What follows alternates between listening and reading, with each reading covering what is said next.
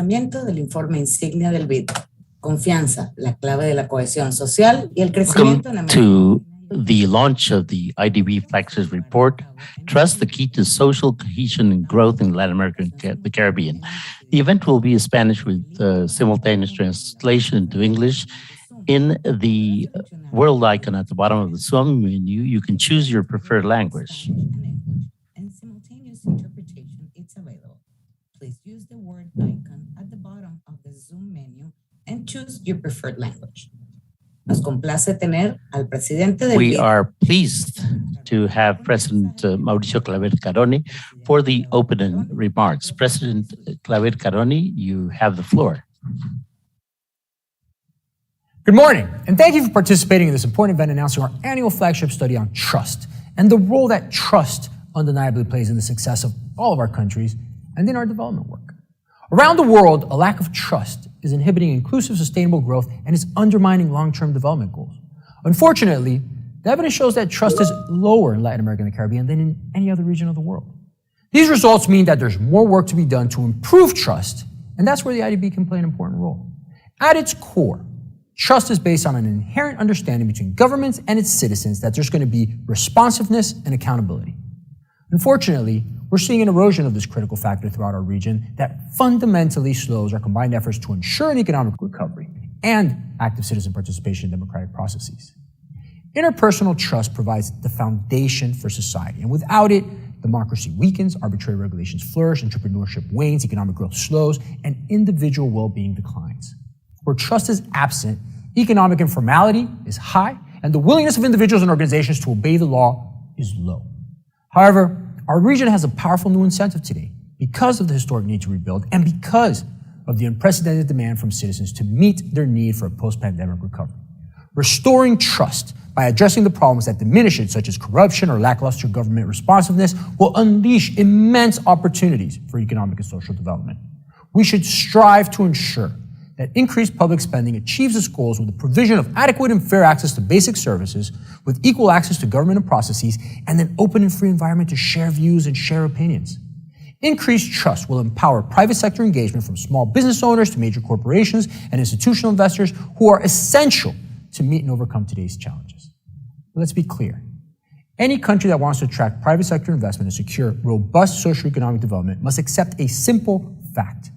Establishing trust is critical to everything, to absolutely everything, and not just to investment, but to economic growth, public health, and even public safety. A lack of trust affects the whole society and the sectors within countries and across the region. Recent scandals in infrastructure and other areas have reduced investor confidence. A staggering statistic suggests that an estimated 20 to 30% of project value in infrastructure is lost to corruption. And this means that we must strengthen prevention, risk management, and accountability frameworks in the infrastructure sector. The book that we're presenting today has hard data on all of these phenomena, and I encourage all of you to give it the time that it merits and deserves. And that's why building trust has been a key part of our Vision 2025 since it was launched. And I'm proud to say that we're doing some groundbreaking work on this front. We're working to move from diagnostics to advancing numerous projects to increase trust in the region and to empower growth in sectors and in business, and to reestablish trust that assets are being used for the intended purposes. So let me mention some of these examples. By fostering regional integration, we're helping countries streamline and unify procedures to make trade more efficient and more transparent. Last year, we launched Build the Americas, a mobile application designed to increase transparency and competition in the bidding process for the infrastructure projects that we finance. Another example, by promoting digital economy, we're boosting the effectiveness, the efficiency, and transparency of governments through initiatives like Mapa Inversiones, which make public spending more transparent to citizens. Mapa Inversiones is now available in 11 countries. 4 of those countries, Paraguay, Costa Rica, Dominican Republic, and Argentina, also incorporated a COVID-19 module to track public resources used to address the COVID-19 emergency. And we're also working with Paraguay and our partner Microsoft to implement an early warning system to help prevent corruption by detecting indicators of fraud in public purchases. In these and many other areas, we will continue to support the region's efforts to improve transparency through reforms that improve the quality of regulations and institutions, that expand access to information, and that redoubles the fight against corruption. Trust cannot be turned on with a flick of a switch. It's going to take hard work, but I am confident that we're advancing in the right direction. And this book is full of recommendations that are backed by evidence that can be used to help the region achieve tangible change and to power greater development. So I want to congratulate our research department, our Institution for Development sector for launching this Development in the Americas report, and I look forward to an insightful discussion on how to build trust in Latin America and the Caribbean. Thank you. Muchas gracias, Presidente Claver Caroni. Ahora le paso la palabra al moderador. Thank you, President Claver Caroni. Now, Mr. Eric Parrado, moderator and chief economist in the IDB, has the floor. Mr. Parrado, you have the floor. Thank you very much. Thank you, President Claver Caroni, for that warm welcome, which outlines the commitment of the IDB to continue building trust in America, in Latin America and the Caribbean. And thank you to the audience for giving us the chance to submit this report. Development in the Americas this year is based on trust as a fundamental factor for growth in our region and social cohesion. This report, which is called DIA by its English acronym, is the flagship publication of the IDB. With a long background from the foundation of the institution, DIA is the cornerstone of our agenda of knowledge, and it provides very well-sounded research. These research activities have as a goal to provide ideas on a specific development challenge, helping our governments, private sector, and the public in general to make better decisions for social well-being. This is translated in reforms and tangible changes for millions of people. In the last few years, the policy recommendations have improved abilities, improved public spending, integrate everyone into society, leaving no one behind, and improving infrastructure services. This year, we focus on the issue of trust, which must be very close and dear to your hearts. It's a very widespread phenomenon. You suppose that they are part of the reality of everyone in any part of every part of the planet. But is that the case? Do you think that in the United States, everyone or the majority thinks that you have to give bribes for the system to function? Or in Denmark, do people not pay taxes? Or in New Zealand, why do people send their children to private schools? This is all based on trust. The reality we have in Latin America and the Caribbean is marked by the mistrust we have among each other. This is why things are not giving the results that we want. Countries do not grow, governments do not invest in the long term, companies are informal, citizens do not pay taxes as they should, and if we build trust, it will be easier to advance in the Vision 2025, which we have defined in the IDB as a concrete agenda for sustainable growth and economic development in Latin America and the Caribbean. If we do not have trust, how are we going to integrate better? Or how are we going to combat climate change? How will SMEs formalize their activities and pay taxes? As you will see in the presentation of the editors of this book, this year's theme will be fundamental for the socioeconomic recovery in our region, and it will be very timely because this year we have a great opportunity to analyze the diagnosis and revise our policy recommendations based on trust. Before the presentation, we have a video where we have voices from the region which have shared their ideas of how to restore trust in their countries. To build trust is a participatory process, and it will result in better societies for all. After the presentation by Carlos and Phil, we have a fantastic panel with Delia Ferreira, Marcela Melendez, and Andres Velasco, in which we will deal with different factors which influence trust building. I would like to thank each and everyone who took part in the building of this event and the book. It's impossible to name you all, but your contributions were fundamental, and I would like to thank you all again. And thanks to all who are present today at this meeting and for giving us the chance to present our findings. Let's go to the video, and then we will have the presentation by Carlos and Phil. Thank you very much.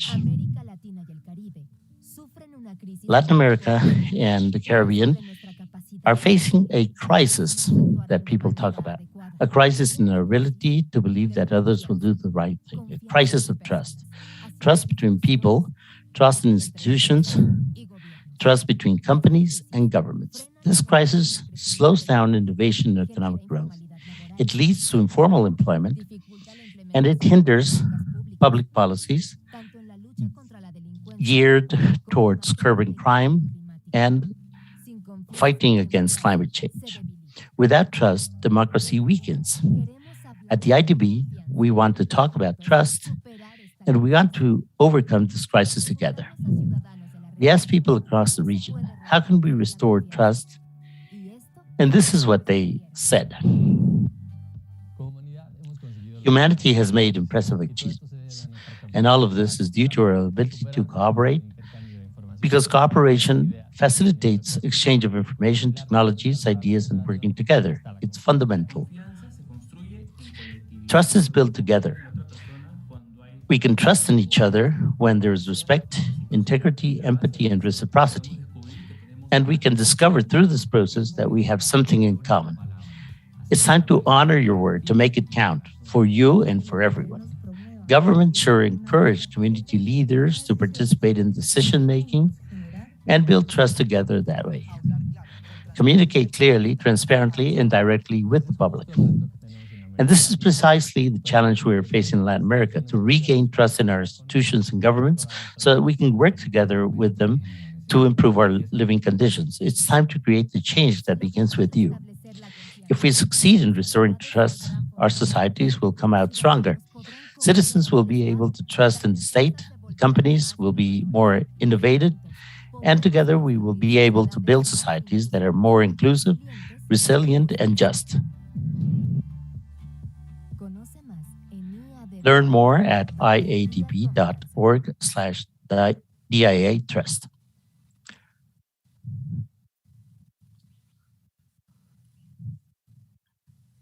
Bueno, muchísimas gracias. Thank you very much. Thanks, Eric, for the introduction. And thank you all the citizens of the region who spoke in the video.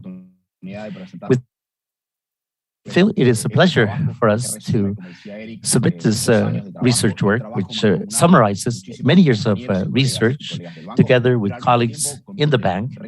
And it also summarizes the work of many researchers in Latin America and the Caribbean who have been interested in the issue. We believe that trust is the fundamental issue for the region, and we believe that this is the proper time to delve into these areas. So let me tell you what the book is about, and this is the launch of a conversation we hope to have with you throughout the year.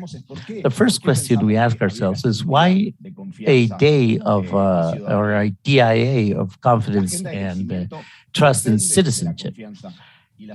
Growth agenda depends on trust and citizenships. In order for SMEs to be more productive, less informal, to have more investment and better innovation, we require more trust. And as I said before, a lot of the Vision 2025 of the IDB depends on trust. You took away my control, Phil, unfortunately. I can't move the slides.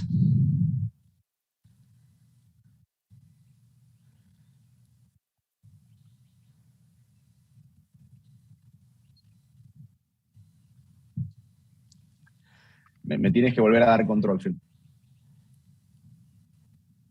Please give me control over the slides, Phil. Okay. Let me do it.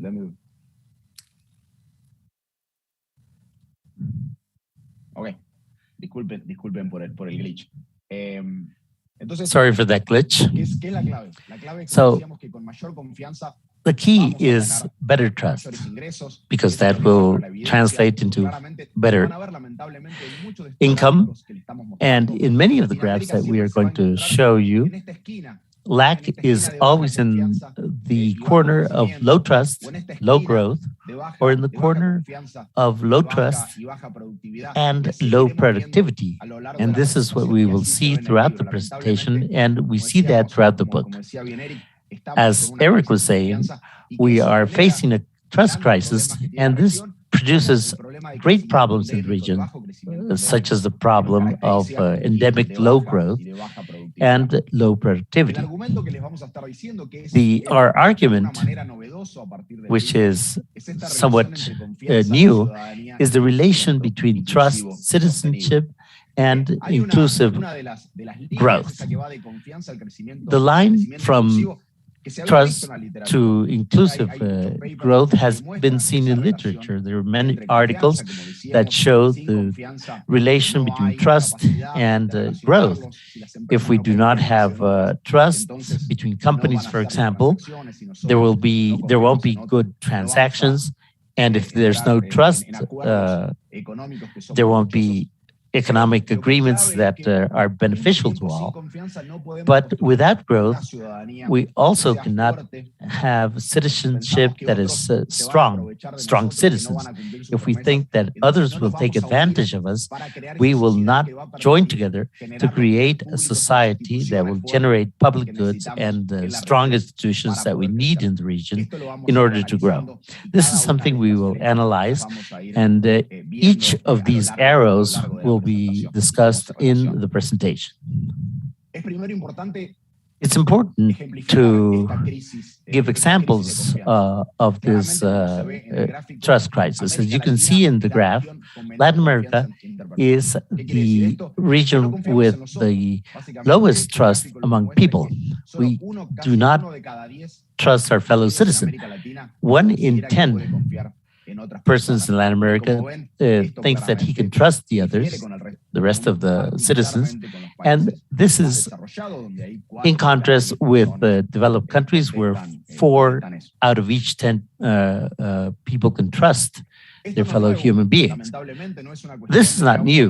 It's not something that began in 2021. It's not something that began with the pandemic. Low trust in the region is endemic.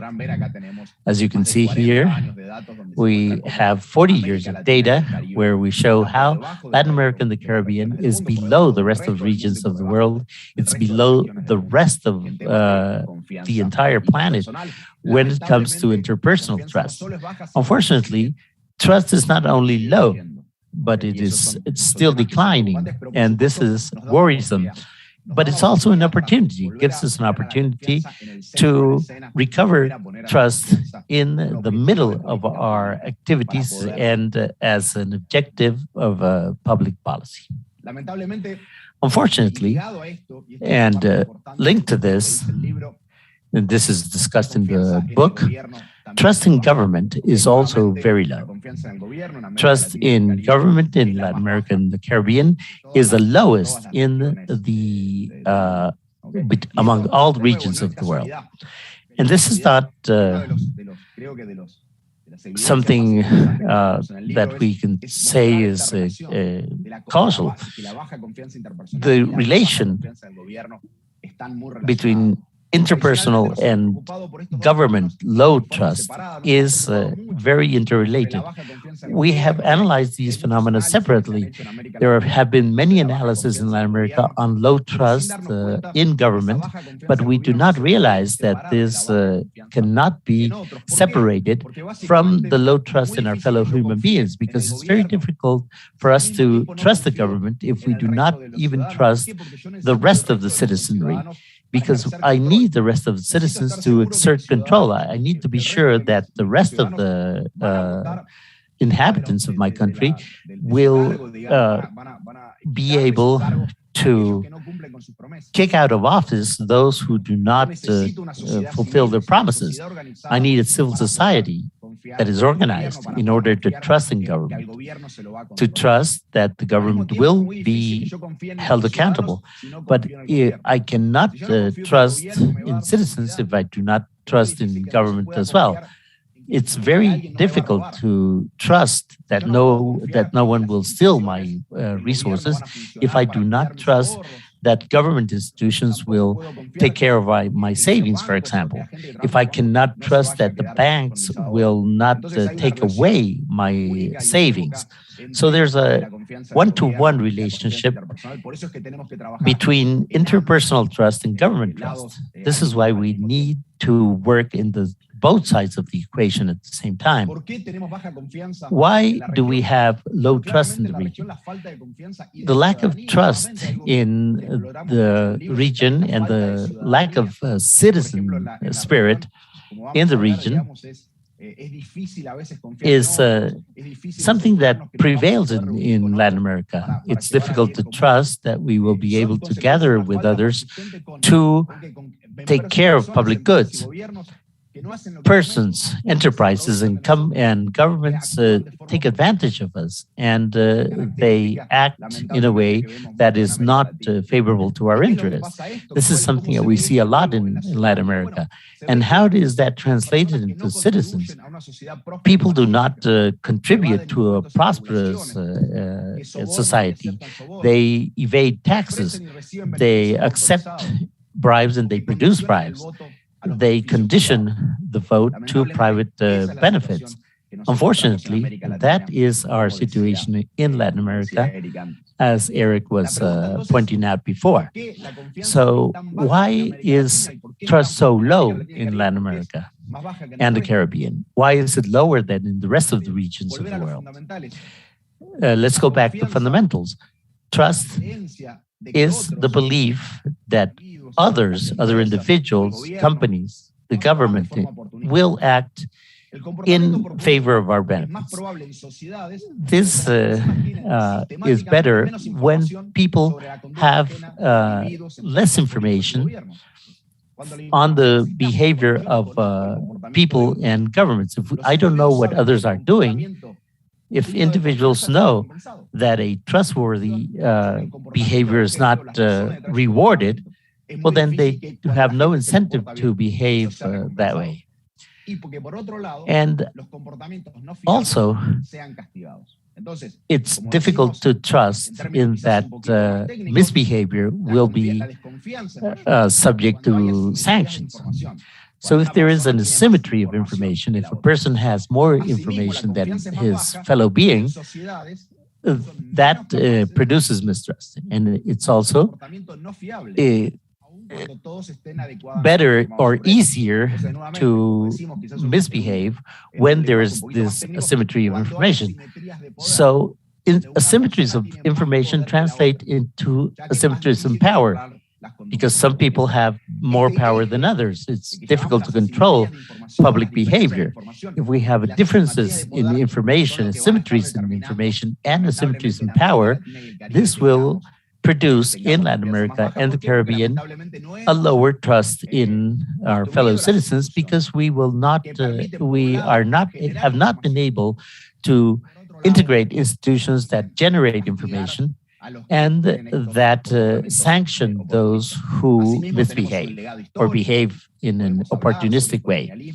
We can talk about colonialism, slavery, forced labor. That is at the root of these behaviors.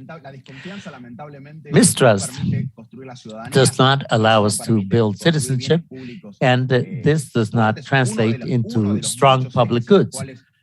One of the main axes discussed in the book is the fact that mistrust increases regulation. As we all know, we are very highly regulated societies. Rules apply to everything. We are very good at implementing laws, regulations, obstacles, because we mistrust our fellow human being. We don't trust in what he or she is going to do. We think that they will benefit from something that they should not have in their power. So this is why we implement a great many regulations. But since we do not trust that these regulations will be complied with, we don't comply with these regulations either. So we have regulations that are in the books but are not complied with. And another of these lines is the relation between trust and inclusive growth. The lower trust, the lower the productivity. And this has been seen when we discuss this issue with the private sector through our platform, Connect Americas. We have surveyed more than 3,000 companies in our region, and we see that the companies where there's higher trust are better in delegating responsibilities in persons who are not related to the owner of the firm. And this is translated into larger and more productive companies. The unipersonal company in Latin America is not something that came about just as such. It's due to our lack of ability in trusting our fellow human beings. So this lack of trust translates in that our contracts are very complex. If we have lack of trust, we have very complex, very formal contracts. But if we have trust in companies, the contracts can be simpler, and the cost of contracting and doing economic transactions can be lower as well.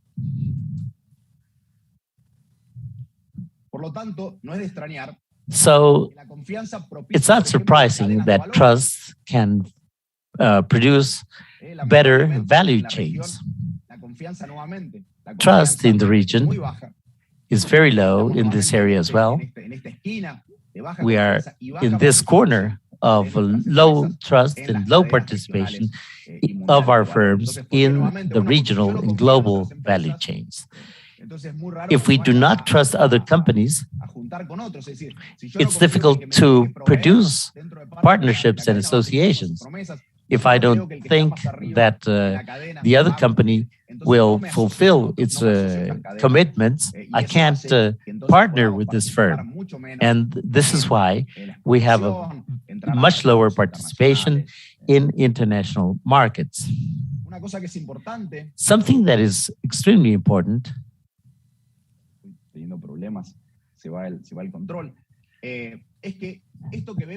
is that this also happens in the public sector, and that also reduces our ability to build institutions and public goods that are beneficial. We surveyed more than 2,500 officials in the region who took part in regional dialogues of the IDB, and trust among these public officials and managers and employees is very important. For example, trust increases cooperation. Where there is more trust in those who are public servants, it's better. We get better cooperation for public services that are needed by citizens. When there is more confidence, it is more likely that there will be an exchange of information, and this information is essential for the provision of those public goods. Education, which is quality education, health, which is of high quality, which is what we all need in the region. And once again, only with trust we can develop electronic government, which, as we know, is very important. It's an important part of Vision 2025 of the IDB is digitalization, bring technological tools to the region to make sure that procedures are more simple, more equitable and fair for everybody, and clear Similarly, trust is aligned with the quality of regulations. Only in those places where there is high confidence in the public sector, regulation is high quality. I will now give the floor to Phil to continue with the presentation. Thank you, Carlos. What Carlos has shown is important evidence and new evidence that shows the negative impact of trust within organizations, not only private organizations in small and medium enterprises, but also in the public sector. I will now talk about the importance of trust to build citizenship. As you will remember, citizenship is fundamental for inclusive growth. We need all citizens to cooperate in order to help with public goods. They should support strong institutions, and these are fundamental for an inclusive growth.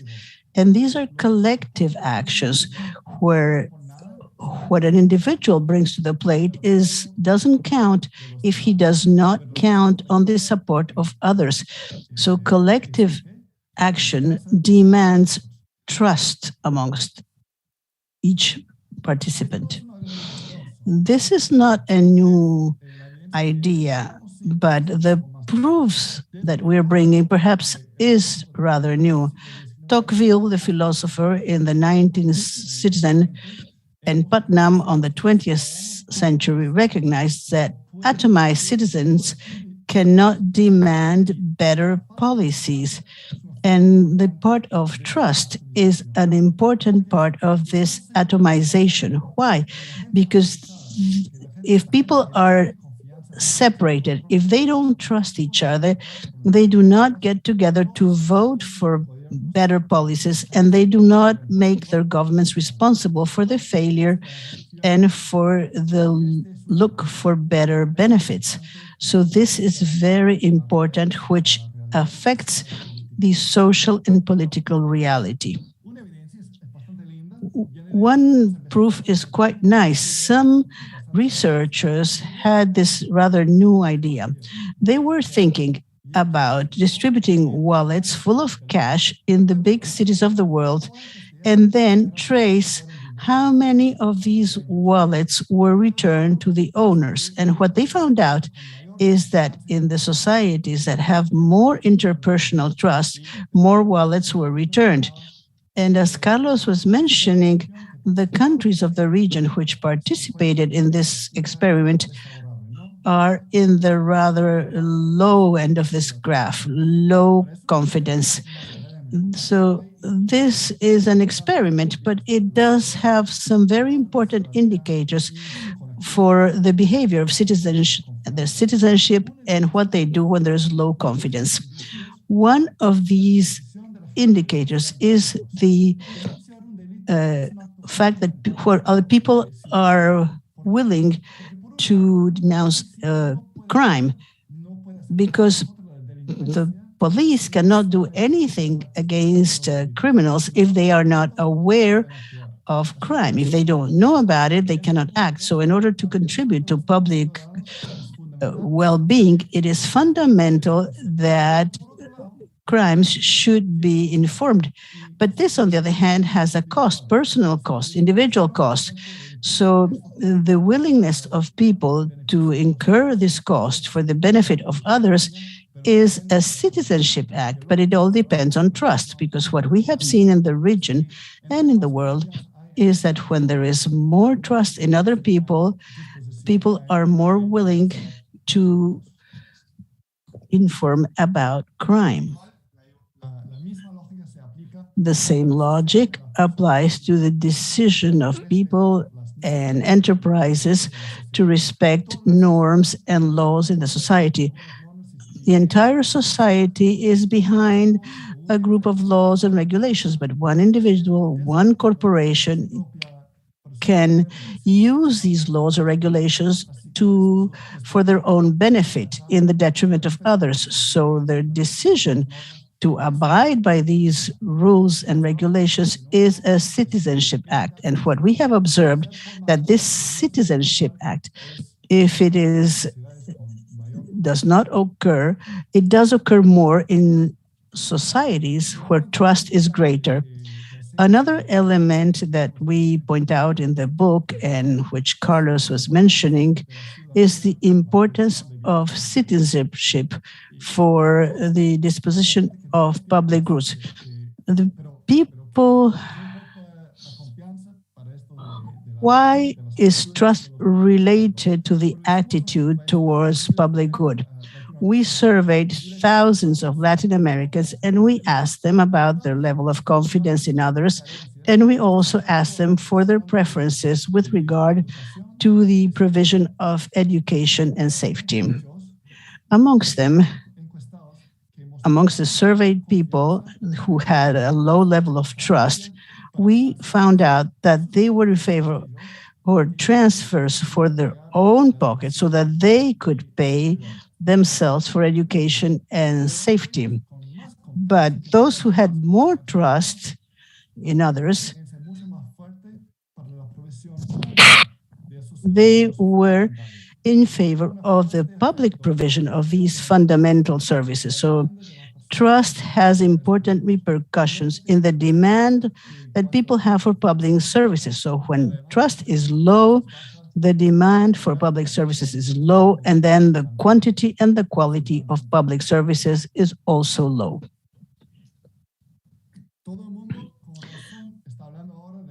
Everybody, and rightfully so, is talking about climate change and what the world, nations, people have to do to face climate change. But there isn't a world task or a human task that is more clearly in need of collective action. No single person on his or her own can do something to fight climate change. It is necessary for everybody to cooperate, but obviously this has personal costs. There is no public policy that has to do with climate change that does not demand that we pay a personal cost to improve climate for everybody. So we could think that trust in others or trust in governments has an important role in the attitude of individuals in order to make personal sacrifices. So we made a survey to the residents of Mexico City, a city which is well known due to its air pollution. And we asked them, are you in favor of a tax to improve the quality of air in Mexico City? And what we found out that amongst those who had more trust in the mayor of Mexico or the president of the country, they were much more willing to pay for this tax. Those that had less confidence, they were much less willing to pay for a tax and to pay the personal costs that are necessary in order to face climate change. We have talked, you already have a very clear diagnosis, or at least we hope so, of the consequences that low trust has. But we also think that trust is fundamental, which should be part of the society and in the personalities. And it is very difficult for government to change or improve upon this. But it's the opposite.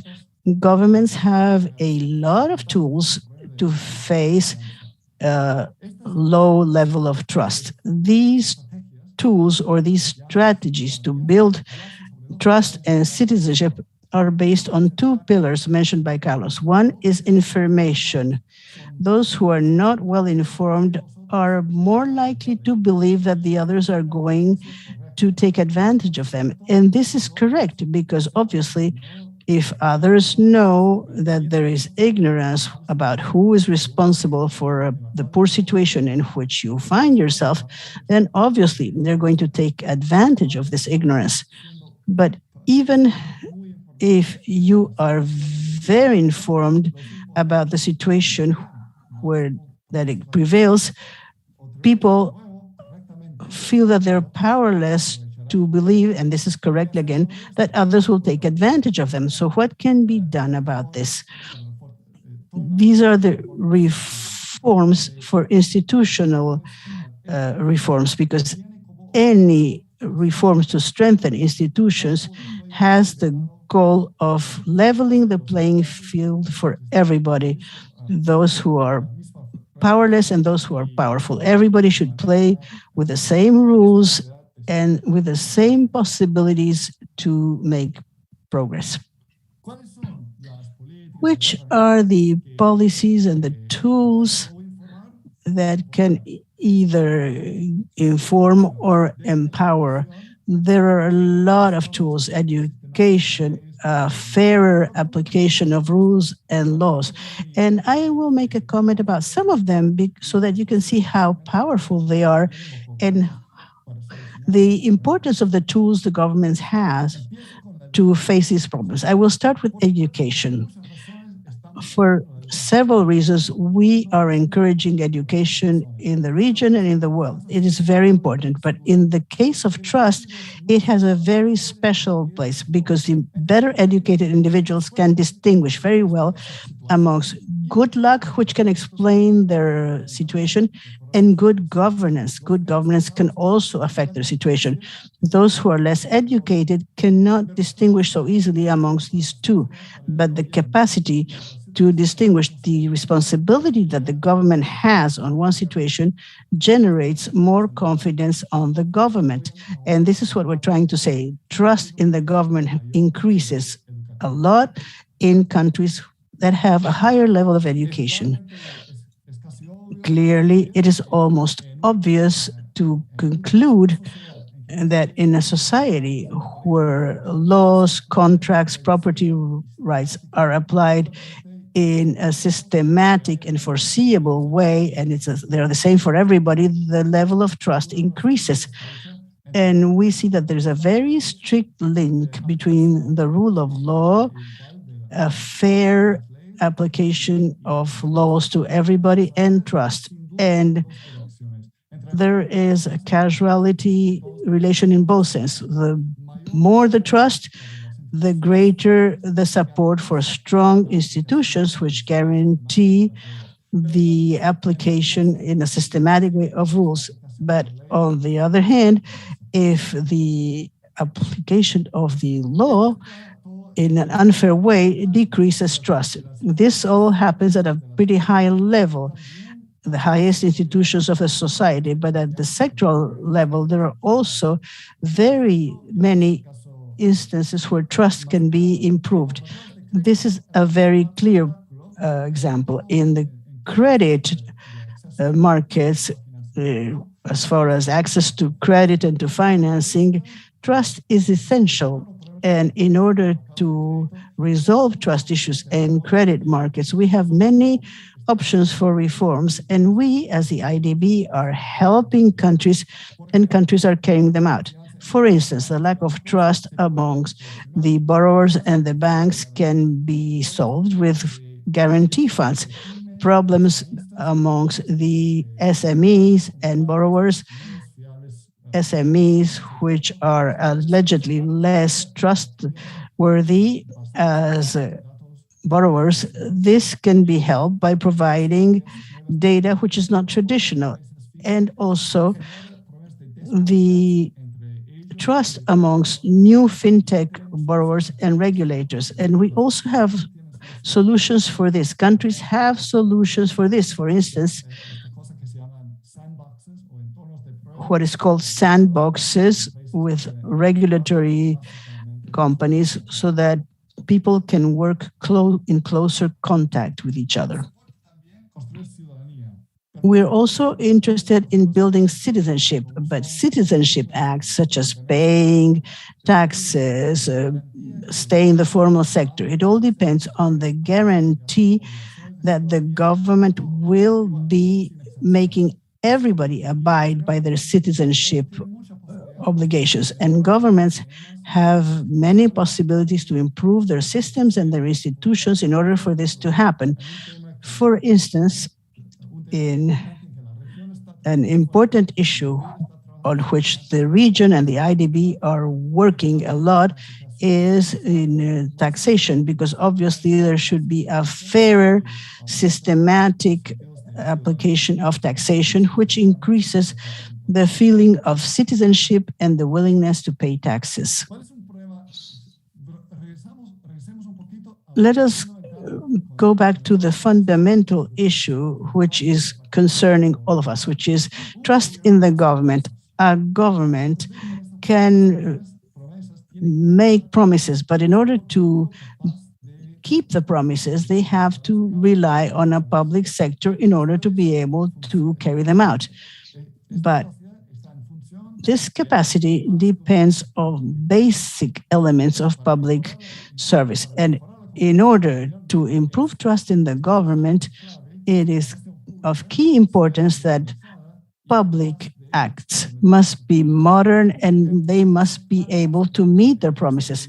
For instance, in the case of the police, how is the police recruited and trained so that the police has the same interests as the society? And how is this organized? How is police hiring and training carried out?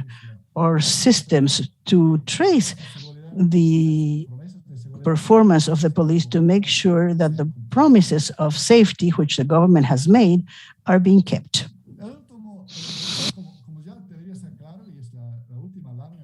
This is the last slide on this issue, the importance of information and communication.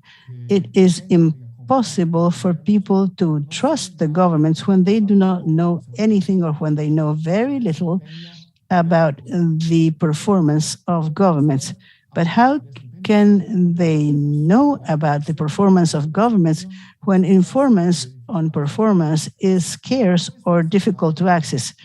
In the region, it is not easy to find the qualifications of schools. It's not easy to find the mortality rates in hospitals. It is impossible to find crime rates per neighborhood, and the performance of subnational governments is also something very difficult to trace.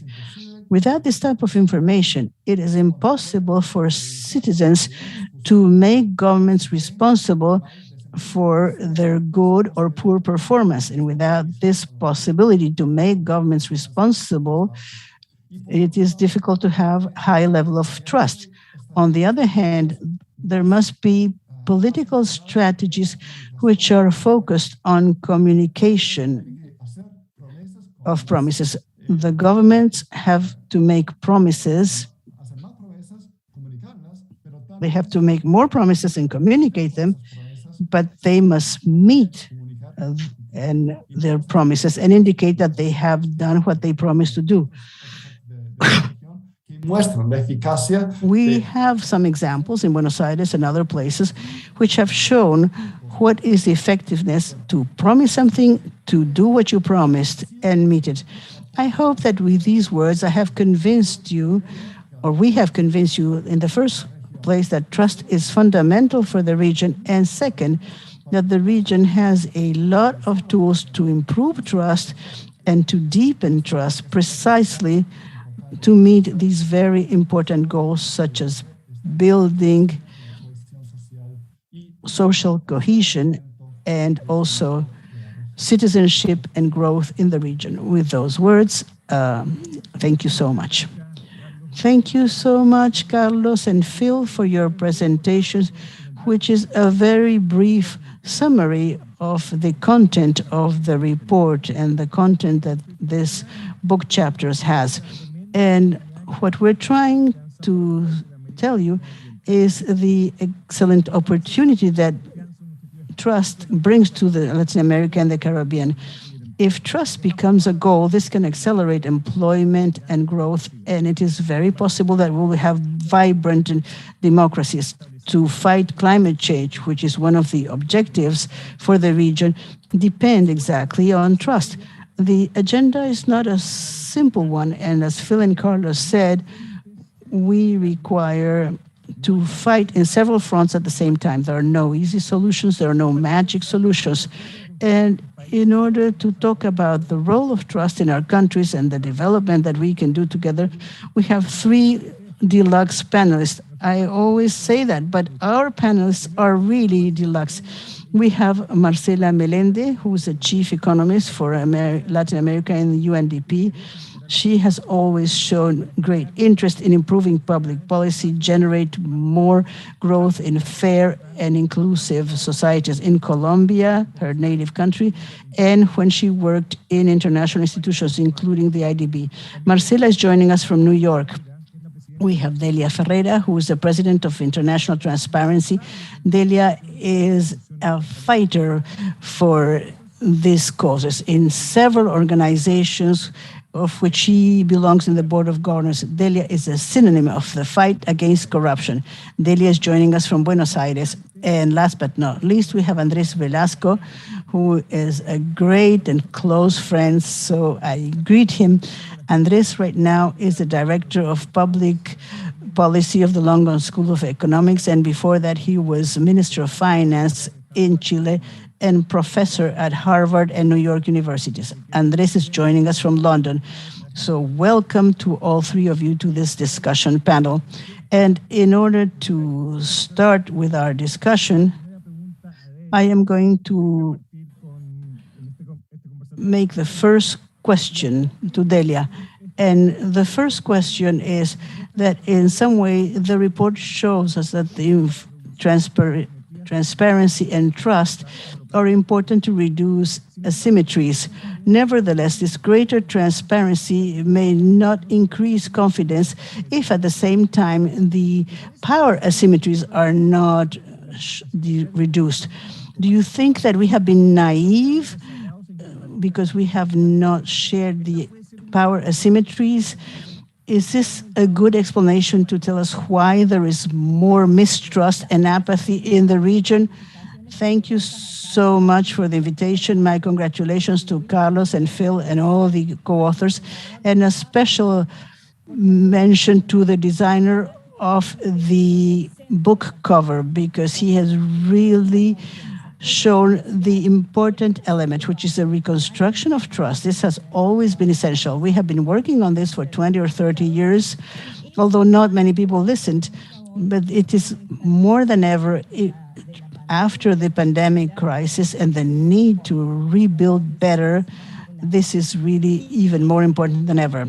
And this work to rebuild trust is a collective work and is very well synthesized in the book cover. So my congratulations to the designer of the book cover. I do not think that they were wrong when they insisted on the need to correct information asymmetries, because there has been less talk about that than in correcting power asymmetries. When we talk about the quality of the institutions, confidence in institutions, we would only talk about that. I remember talked many times in many places that we need to continue reading the barometer in order to see that even if there is less trust, and the trust in the political party, in presidents or in Congress, was the trust that was reflected in interpersonal trust. And if there is no trust amongst us, it is very difficult for us. If we don't trust in our family members or the neighbor, it is much less likely that we will believe the president of the republic or a public servant or a colleague. I think that is fundamental. So obviously, if we only correct the asymmetry of information, bringing more information, making it accessible, which is a duty and a priority for one and all, that alone is not going to build trust, because trust is built a long time. I can have a fantastic website, I can make it accessible, I can put information, and I can correct fake news and alternative facts and post-truth. If I'm efficient, I can do that pretty quickly. But trust requires something different in addition to access to information, in addition to the equilibrium in information that all public actors. So I think that it is very good that this has been stressed out, combined with other elements which are related to asymmetry in power. And if you read the recommendations in the book, you will see that several of them are related to strengthening the or to eliminate asymmetries in power. Carlos and Phil mentioned very clearly the need of having consequences. Consequences either to applaud or to place sanctions. And this is because we are in a region where there is lack of transparency and there is abuse. We have so many examples. We could read an entire book about poor examples which had not been punished. So there has to be a match between what is said and what is done, respect to truth, especially leaders. Leaders have the central responsibility in this. Education, I agree with Phil, Carlos, and the authors, is of central importance, but this is a long term. Recover the trust of citizens requires some quick responses, which changes has to be seen. Perhaps the survey you carried out in Buenos Aires reflects this. You shouldn't wait for the big result. You should see how medium-term and short-term objectives are met, and this contributes to increased trust. So congratulations, the book is fantastic. It has been written in a very clear and simple way, and it also brings us information. Thank you very much. Thank you so much, Delia, for your introductory comments and also for the congratulations. We tried to carry out a pretty important effort to have good contents, but also to try to communicate it better so that more people can listen to us. And I believe that this is going to be pretty important so that our message about trust, transparency should reach more people. And I like very much your comment regarding the fact that there's a long-term agenda, but we also have to have a short-term agenda with quick replies. People are tired of waiting, so we need to have reforms that are more effective in the short term. In this sense, I wanted to ask a question to Andres, and it's a question which we still wonder why Chile, that went through the social eruption, for the rest of the world, Chile looked like a successful country with successful reforms that managed to reduce poverty and also inequality. There are elements in the book that allow us to understand better this process. How do you think that these events in Chile and other countries that have had similar situations with regard to trust? Thank you so much, Eric. Good afternoon, good day, depending on where in the world you are. I would like to congratulate on the book and to bring trust to the center of our discussions. I think this is very important. It is not always an issue that is examined by academia and by researchers and people who are formulating public policy. So we are going on the right way. Now, obviously, there is a lot to learn yet before we can produce policy lessons that are evident. And I would like to say before answering your question, Eric, that there are technocratic solutions or reforms to address the mistrust, but these technocratic solutions are necessary, but they are not sufficient, because this has to do with cultural legacies, historical legacies, and it has to do with several examples. A friend in England was saying, how can people trust public education in Latin America if no member of the elite sends their children to public schools? So there could be technical reforms, but at the end of the day, there is a set of values in society that shows or tells something about the mistrust of people, and those who can avoid public education do so. So I would like to underscore that the work of recovering trust goes through technocratic reforms, but also cultural policies that require another type of focus. In answering your question, I think it is fundamental to establish a link between protests and social unrest that we saw in Chile in a very visible way. But we also saw similar things in Bolivia, in Colombia recently, and Brazil as well. And why do I say so? Because the narrative that we saw in the local and international press of what happened in Chile makes a very simple link between inequality and protests, unrest. And this is true to a certain extent. If people thought that they are well treated and that their role in society is equal and dignified, they would not protest. But if you delve deeper, you will see that there's a paradox in many of the countries in the region, including Chile. The lack of equality in income had increased in the last few years. This is something that is not always evident, but it is true.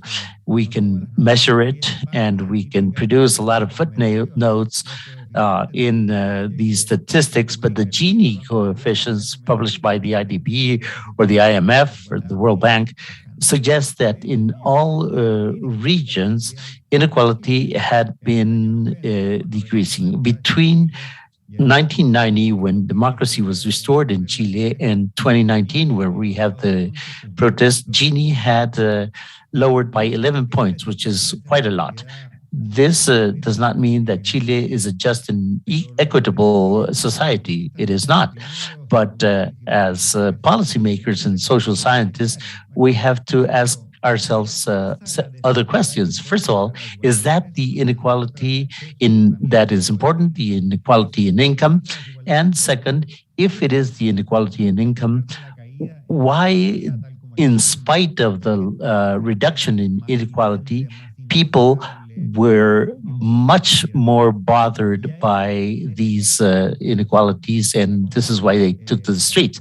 So this made untrust or mistrust to be evident in that country. And if I talk as a statistician, if we see a jump in public unrest, I need to look for another variable that influenced this.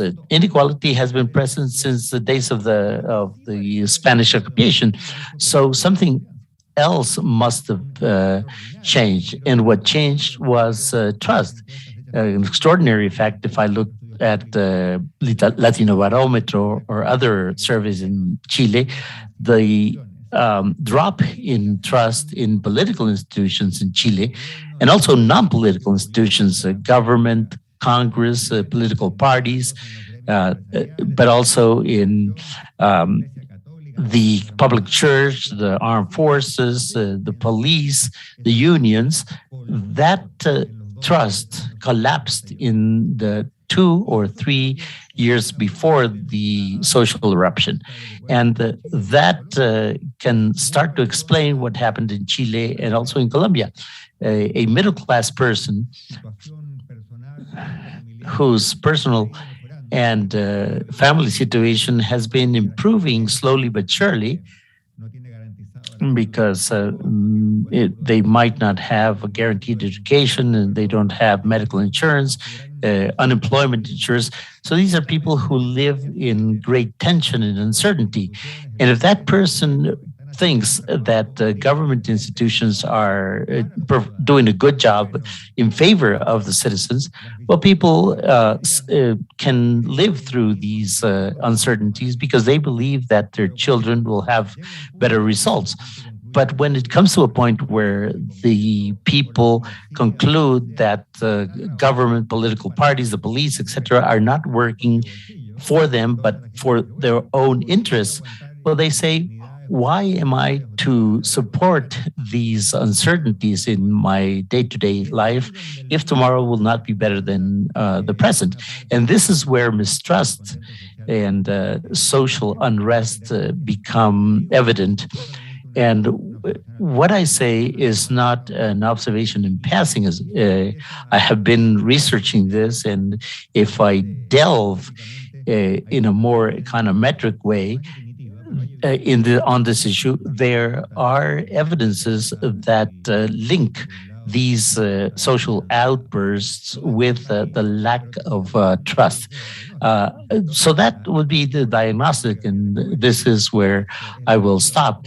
We need to think in a solution how to restore this trust, and part of the solution is technocratic, but not all the solution can be technocratic. So we have to think on the how and not only the why these happens. At the end of your observations, you provided an interesting idea. Technocratic solutions are necessary but not sufficient. In a world where we are very polarized, social media provides fake news constantly. The power of the technocratic world is starting to drop significantly, and it's very high, it's more difficult to provide recommendations so that the political world can put these ideas into practice. So this is where I go to Marcela to go beyond Andres's answer. The issue of mistrust can be in the agenda for political and technical debates. And these public officials should know that at the end of the day, actions are as important as words. And this has been repeated quite often. International organizations, what do we have to do in this debate? What do we have to do to increase trust among the citizens? Well, I think that the issue of trust is in the radar of all of us who look at the region and its development. I believe that the social unrest that we see on the streets is a manifestation of a crisis of trust. 77% of those who answered Latino Barometro 2020 think that the governments are only interested in the interests of a few powerful persons. So this increases mistrust among the citizens, and we need better solutions, and we need to increase trust. And I would like to congratulate my other panelists, because the IDB report puts the finger on why societies have lost trust and how we can reconstruct trust. What can we do in international organizations? I think we have a space that must be occupied by countries internally. Governments have to take responsibility for their actions, because we see that it's very easy to lose trust, but we need fast actions that can tell the people that the governments and the institutions are taking care of them, that they are not invisible. So we need to support with technical advice, with information, with resources on the part of international organizations, but we cannot substitute the activities of national governments. In the social arena and thinking in the longer term, I think we should have initiatives where different people can reach an agreement. For example, the issue of public versus private education goes beyond quality of education. We have very segmented societies. Any space that we can create for people from different social groups to meet and dialogue will contribute to overcome mistrust, because we many times do not know who the other person is and what their interests are. In other contexts, I have discussed the need to unify visions among the multilateral institutions. And here we have a space to do so, to think, for example, in having better integrated educational systems so that children can start to meet with other children of other social conditions. And I think another another permanent effort has to do, and this is something done by multilaterals and economists in general, and we need to generate credibility in the information we provide. And this requires better communication.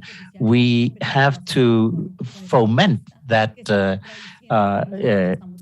communication with journalists who are translating what we are saying and many times misrepresent our conclusions. So education and the way it is produced is important. That those are the pathways and the issues that we have to work on in multilateral institutions in order to address this problem. You mentioned the challenge we have with information through social media and the modern world.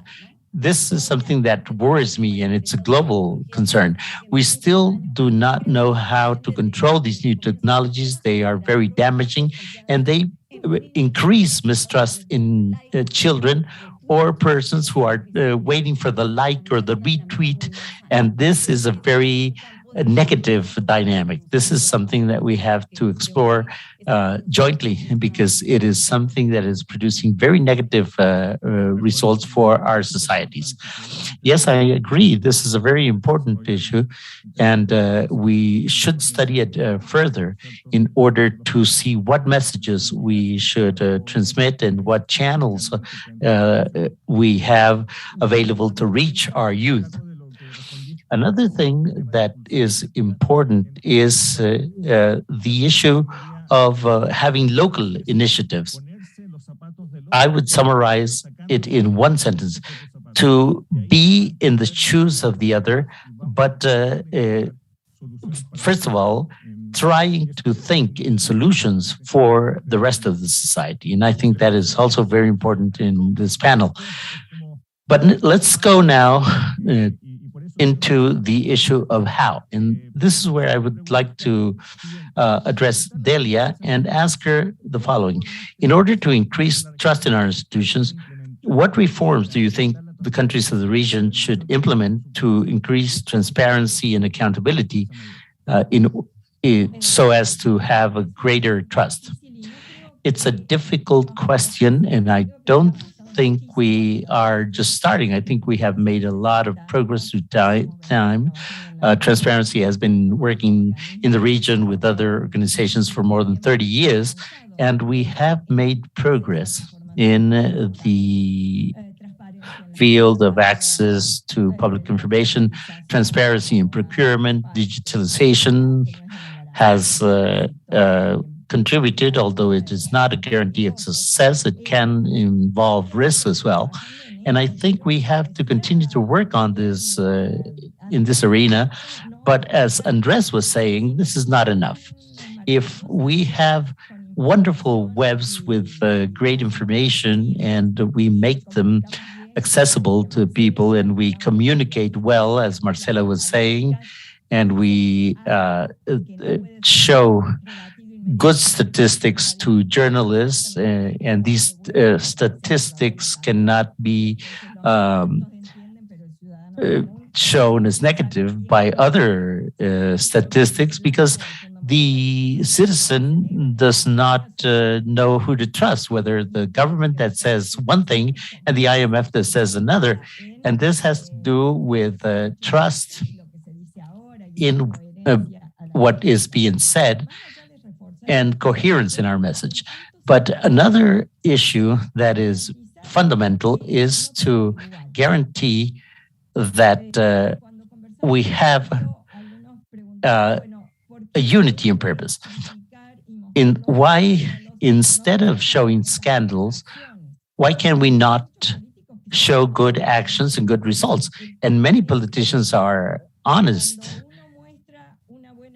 But when you show a good action compared to a multitude of scandals in public actions, and there are no consequences, positive consequences for those who did good things and negative consequences for those who didn't, society does not believe us anymore, and we cannot recover trust if we do not have consequences, if we do not have something that shows that opportunistic behavior is not equal to honest behavior by officials. And also citizens and entrepreneurs. I believe that there are some pillars that go beyond institutions, which have to do with honesty, they have to do with personal coherence with everybody that says something or publishes something. It has to do with the capacity to listen at the local level. I agree with what Marcela is saying with regard to participation and listen. And many of us know that when the son of the banker, together with the son of the trash man, would go together, we all went to the same school. We were together, and this generated more trust and better knowledge. But what can we do if after providing this information, what we find out is that nobody was listening? Initiatives such as Gobierno Abierto or dialogues among citizens.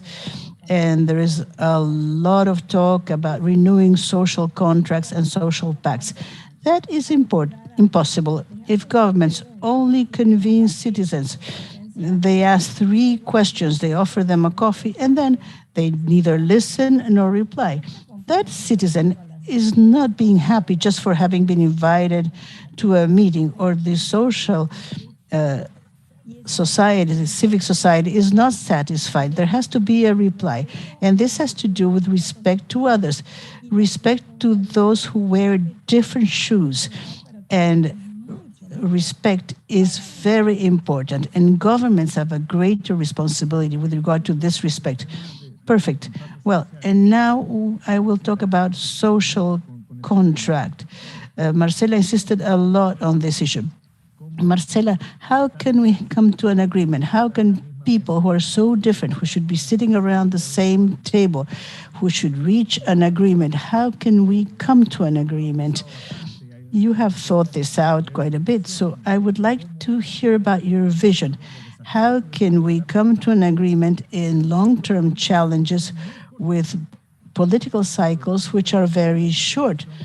And therefore, there is a temptation to reform the reform just for 4 or 5 years without having a long-term vision where everybody agrees on issues such as education, structure, health.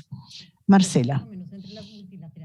I think that amongst multinational organizations, we should come to an agreement. I believe that we are in agreement. But seriously, I think that it is an impressive challenge to maintain focus. And as you said, it requires a deliberate effort. There is always an issue to see, for instance, what is the actual situation. Let us see what the pandemic did to us.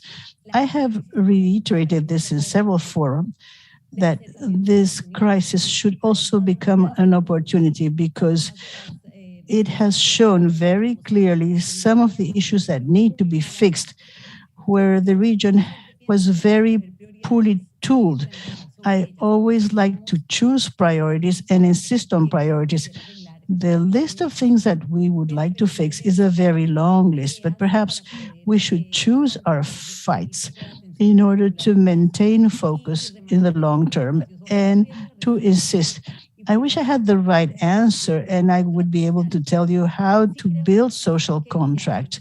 But we do think that, first of all, there is a need to bring to the table which are the essential elements: the education sector, inequality in the quality of education for our children. This is a gigantic issue. The social protection also is a giant issue. But there's another element which is linked to the discussion that we're having today on the need to somehow have a new balance in power in order to be able to control impunity and eliminate impunity, generate trust. And this has to do with those powerful groups that are really able to renew social contracts. Let me give you an example. When we think about fiscal systems, tax payment, in many of our countries, the tax collection is very low with regarding to income, and the systems are not very progressive. The wealthier do not pay proportionately more than the poorest. And this really diminishes our capacity to generate transformation and development. In general, the proposals for a more progressive taxation are blocked by interest groups in our countries. And in this situation, which is so fragile, we found ourselves to be so fragile to face a crisis. The people who can use their power to block reform should use their power in a different way. I do not know how you can do that, but we should change the mindset of the people who have the power to change things.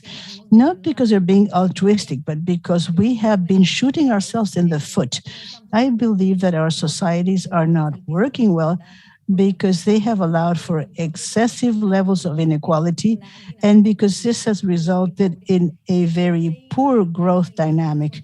And I believe that there is an element of social contract which is different because on the one hand, it's too wide, and on the other hand, we should see how can we involve elites in this. Thank you so much. Well, and now with regard to power asymmetries, in some countries, there is the feeling that there is power asymmetry between the market and people, consumers, and many people feel that markets are taking advantage of them, and we should feel the opposite. So the question is, Andres, how do you think that this should become a priority in the agendas of the government? Should this be a priority? Should this be in the list of reforms we should be looking at? Yes, of course it should be. If we look backwards at structural reforms that were carried out and those that were not carried out in Latin America in the past 20 or 25 years, issues related to competency policy, the fight against monopolies, consumer rights, and so forth. I think it's fair to say that they did not become a second priority, they became a fifth priority, which in turn explains part, I'm not going to say everything, but part of this mistrust that people feel. They see that in their cell phone account, they were charged for a call they didn't make. They go, they stand in line, they wait for 2 hours. When they finally get to the counter, the problem is not solved. The next month, they not only continue charging them for the same, but on top of that, the person is charged a fine and interest on the fine and fine over the interest. And we know the rest of the story. So there should be a greater priority in the policies against monopolies and corruption and so forth. But before concluding whether this has been done or not, or whether we simply forgot about it, it is good to recognize that several countries have made great strides towards it. I do not only want to say good things about Chile, but there have been 3 important reforms of free competition in governments of the left and the right. So this has become a national priority, not for just one party. Now, to say something negative, sometimes we have to see that the relationship between policy changes, economic results, and that subjective and difficult to measure element, which is the lack of trust, this is not an easy relationship. And we must be ready to see that there are some progress made and sometimes we go backwards. For example, the three reforms that were carried out in Chile in the free competition law, which gave a much more active role to the national economic control. They also compensated people, whistleblowers, so that one of the partners could whistleblow the other partners. There were criminal sanctions, not only civil sanctions for corruption. So the first result of this was the number of cases increased enormously. And those cases that were not visible are now very, very visible, which is excellent. There have been scandals and very controversial cases of corruption, starting from the market for chicken meat and toilet paper. So you can imagine the types of memes and comments on the internet, which was caused by the corruption in toilet paper sale. But what was the consequence? The people said, oh, how wonderful the system is changing. No, that's not what the people said. The people said, oh, we used to have 2 scandals per year. Now we have a lot of scandals per year. So things have gotten worse. And the legislation against monopoly and pro-competition is much better now. But the public thinks that things are much worse than they used to be. So in order to say this as an economist, there is a non-monotonality. So mistrust increases before trust increases. I hope that in a few years, people are going to say, well, this is work. The people that did something wrong were fined or they went to prison. Prices stopped increasing. So now I believe in the system. The system seems to be working, but we cannot be naive. This is very likely that this reforms in the beginning can make more noises and noises can increase mistrust. I am not saying that we should not make the changes. I'm recommending that the changes must be made. But in addition to this, we have to understand the rest of the issues we talked about. Political gestures, signals, communication, as Marcela was saying, transparency, as Delia was saying, everything comes together and we gradually will start recovering trust. At the very beginning, Marcela said something that sounds very important. It is enough to have one scandal to destroy trust in one institution, but you could take 20, 15, 30 years to rebuild that trust. So we must be ready to go through a very long and difficult process, which will have its ups and downs. Thank you so much, Andres. We still have time, so as to close this panel, I would like to give each one of you 1 minute for a final comment. In other words, which is the message you would like to leave on Twitter as a result of this conversation? I will give the floor to Delia. Well, very clear. Trust is very important for our agenda of integrity. If we do not rebuild trust, we will not reach the 2025 agenda of the IDB or the United Nations agenda or live better. So we need integrity, honesty, and a recovery of the value of truth in a time where we have a great challenge. We have a loss of the value of truth and a decadence of a civic space. This is what we have to overcome as a challenge, and it is not enough to have regulations. They are necessary, or reforms. They're not sufficient. Marcela, 1 minute. The IDB report says that the lack of dynamic in growth in the region is supported by mistrust. I think that is true. And the lack of trust is at the origin of many of our ills. If we think about rebuilding or in building trust in the long term, because this is a long-term effort, I think this effort must be geared towards building less segregated societies and spaces that where we can get together. We talk about social infrastructure. places where people who do not interact normally can dialogue. We have to rethink our educational systems in that type of space so that in the long term we can have societies that are cohesive, which is one of the pillars for having better societies. And I, this has to be done rapidly. And Andres, you have 1 minute too. I'll use my minute to say a word that I haven't heard in this hour and a half: policy.